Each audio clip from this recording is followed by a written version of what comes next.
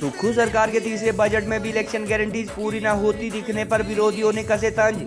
मुख्यमंत्री ने बजट को सभी वर्गों के लिए कल्याणकारी बताया तो नेता प्रतिपक्ष ने कहा निराशाजनक।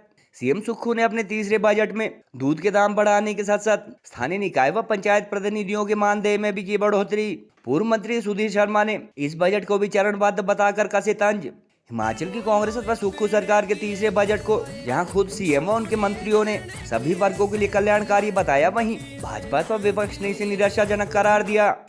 दिल्ली की भाजपा व रेखा गुप्ता सरकार ने जहां सत्ता संभालते ही महिला सम्मान निधि के लिए 5,000 करोड़ के बजट का प्रावधान किया, वहीं सुक्खू सरकार के बजट में अब तक इस तरह के स्पष्ट प्रावधान न होने को विरोधी वादा खिलाफी करार दे रहे हैं। भाजपा नेताओं के अनुसार इलेक्शन जीतने के लिए कांग्रेस ने जहां फर्स्ट कैबिनेट में 1 लाख नौकरियां व 18 से 60 साल की 23 लाख महिलाओं को 1,500 रुपए सम्मान राशि देने की गारंटी दी थी, वहीं 5 में से 3 बजट निकल जाने के बावजूद ना तो 1 लाख नौकरियां दी गई और 1,500 रुपए भी केवल 10% अथवा 23,000 के करीब महिलाओं को पिछले साल देना शुरू किए गए, मगर इस साल योजना फिर से बंद है। चुनाव के दौरान गाय का दूध 80 रुपए व भैंस का 100 रुपए किलो खरीदने का वादा करने वाले सीएम सुक्खू ने इस बजट में गाय का दूध बढ़ाकर 45 से 51 व भैंस का 55 से 61 रुपए किलो तक किया। इसके अलावा स्थानीय निकाय व पंचायत प्रतिनिधियों को मिलने वाले मानदेय में भी बढ़ोतरी की गई। कांग्रेस सरकार के शासनकाल में कैबिनेट मिनिस्टर रह चुके भाजपा विधायक सुधीर शर्मा ने सुक्खू सरकार के तीसरे बजट पर तंज कसते हुए कहा कि पहले 2 बजट की तरह इस बजट में भी अधिकतर योजनाओं को उन्होंने चरणबद्ध तरीके से लागू करने की बात कही, जबकि बजट 1 साल के लिए पेश किया जाता है। बहरहाल एक तरफ जहां सत्ता पक्ष बजट को ऐतिहासिक बता रहा है, वहीं विपक्ष ने इसे निराशाजनक करार दिया और केंद्र सरकार की अरबों की योजनाओं का स्पष्ट जिक्र न करते हुए इन्हें गोलमोल ढंग से सीएम के बजट भाषण में शामिल किए जाने की बात कही। यह हमारी सरकार का तीसरा बजट है। यह बजट प्रदेश की आर्थिक स्थिति को पटरी पर लाने हेतु सरकार द्वारा किए जा रहे प्रयासों पर केंद्रित है। बजट में सभी वर्गों के सर्वांगीण विकास एवं उनके जीवन को सुगम बनाने पर बल दिया गया है। अध्यक्ष महोदय, 11 दिसंबर 2022 को कांग्रेस सरकार को सत्ता की बागडोर संभालते ही नाजुक वित्तीय स्थिति पनपते माइनिंग माफिया, पूर्व सरकार द्वारा लापरवाही से की गई भरपूर फजूल खर्ची जैसी चुनौतियों का सामना करना पड़ा। पिछली सरकार द्वारा कई सरकारी भवनों तथा अन्य पूंजीगत कार्यों का बिना बजटीय प्रावधानों के ही निर्माण किया गया और बिना जरूरत के संस्थानों को खोला गया। 2025-26 का साल हमारे प्रदेश की अर्थव्यवस्था के लिए मेरी नजर में पिछले कई दशकों में सबसे चुनौतीपूर्ण साल है, लेकिन मेरी सरकार प्रतिबद्ध है कि हम इस चुनौती को प्रदेश की जनता, कर्मचारी वर्ग तथा सदन के साथ मिलकर स्वीकार करेंगे और भारत सरकार के समक्ष प्रदेश के साथ अन्याय न हो इस संबंध में अपना पक्ष मजबूती के साथ रखेंगे।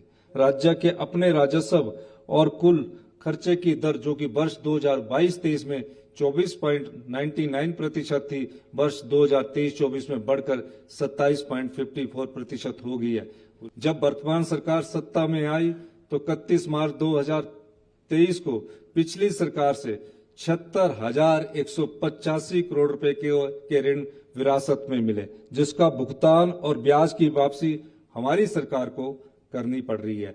मैं आगामी वित्त वर्ष के लिए गाय के दूध की खरीद हेतु न्यूनतम समर्थन मूल्य को, मिनिमम सपोर्ट प्राइस को 45 रुपए से बढ़ाकर 51 रुपए तथा भैंस के दूध को 55 रुपए से बढ़ाकर 61 रुपए प्रति लीटर करने की घोषणा करता हूं। 412 प्राइमरी स्कूल और 106 मिडिल स्कूल जीरो नामांकन के कारण बंद हो गए।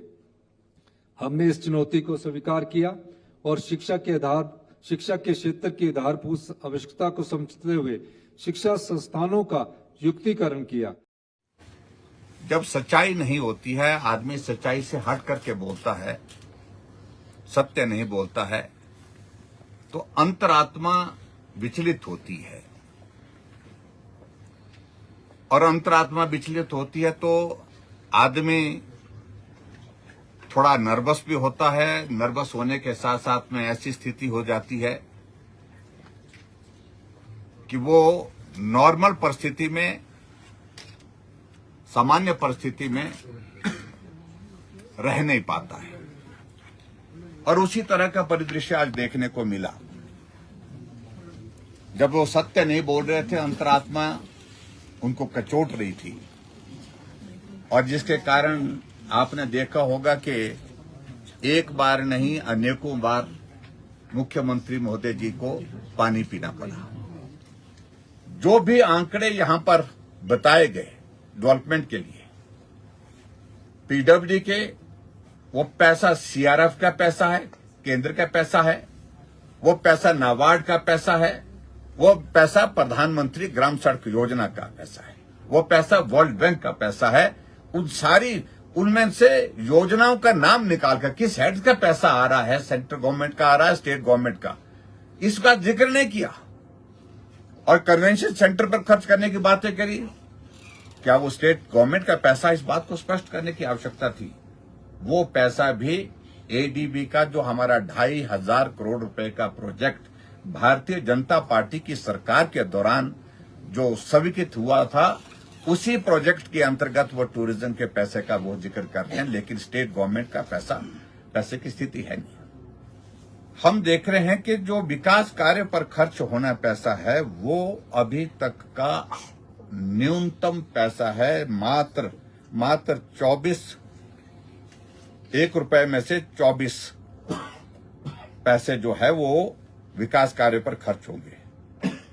वेराज इट वॉज 18-19 में ये 39.56 था, 19-20 में ये 39.56 था, 20-21 में ये 41.22 था, और 21-22 में ये 43, 21-22 में जो हमारी सरकार का कार्यकाल था 44, यानी कि 44%, मतलब 1 रुपए में से 44 पैसे जो है वो विकास कार्य पर खर्च करने थे।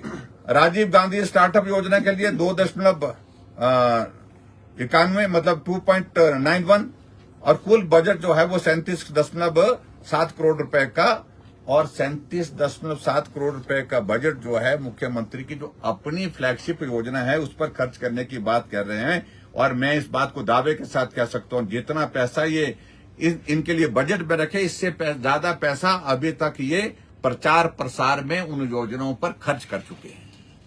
और आज मुझे मालूम पड़ा कि मुख्यमंत्री जी आज ऑल्टो गाड़ी में आए। ये तीसरा बजट है, ये बजट वाले दिन ही इस ऑल्टो गाड़ी को चलाया जाता है, और बाकी जो है मुख्यमंत्री पूरा काफिले के साथ किस तरह से जाते हैं, किस तरह से दंडनाते हैं। हिमाचल प्रदेश में विधायकों को पायलट और सीपीएस जो रहे उनके ऊपर, उनके लिए पायलट और एस्कॉर्ट लगती थी। उसके बाद अभी तक भी जो चेयरमैन हैं, एडवाइजर हैं, वो पायलट लगाते हैं, अपने डिस्ट्रिक्ट में जाते हैं, कहीं जाते हैं। और मुख्यमंत्री जी, ये जो गिमिक्स की पॉलिटिक्स मुझे लगता है कि छोड़नी चाहिए। जब हिमाचल प्रदेश में ऐसी स्थिति है, जब आपके पास वृद्धा पेंशन, हैंडीकैप पेंशन, विधवा पेंशन के लिए जो है वो पैसा डालने के लिए नहीं है। सभी को लिखा हुआ है कि चरणबद्ध तरीके में करते रहिए। ये पहला बजट जो था और दूसरा जो था और अभी तीसरा जो है, अधिकांश चीजें ऐसी हैं कि तीनों बजट जो हैं उनमें ये गोल गोल करके घूम रही है। पैसा जो पिछली सरकार का जयराम ठाकुर जी के समय का है, उसकी घोषणाएं जो है वो की हैं, और कुछ नई योजनाएं कि योजना लागू करेंगे। एक योजना तो 18 करोड़ की, 18 करोड़ का तो छोटा मोटा प्रोजेक्ट ही होता है, और उसको अपने मुख्यमंत्री के नाम से योजना को शुरू कर दिया है।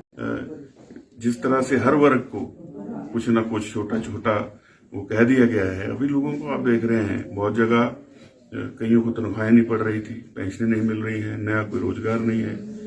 और मैंने तो इसका नाम ही चरणबद्ध बजट रख दिया कि हर चीज को जब चरणबद्ध में ही करना है, और इस साल कुछ करना, अगले साल कुछ करना, वो क्या योजना? योजना तो 1 वर्ष की बनती है, बजट 1 वर्ष का होता है।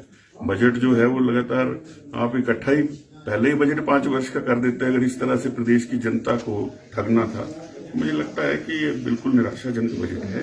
और इसमें जो वस्तुस्थिति है प्रदेश की वित्तीय, उसको छुपाने का प्रयास, केंद्र की कुछ योजनाओं को और केंद्र की जो कुछ स्कीमें हैं उनके नाम बदल करके ये प्रयास किया गया मुख्यमंत्री।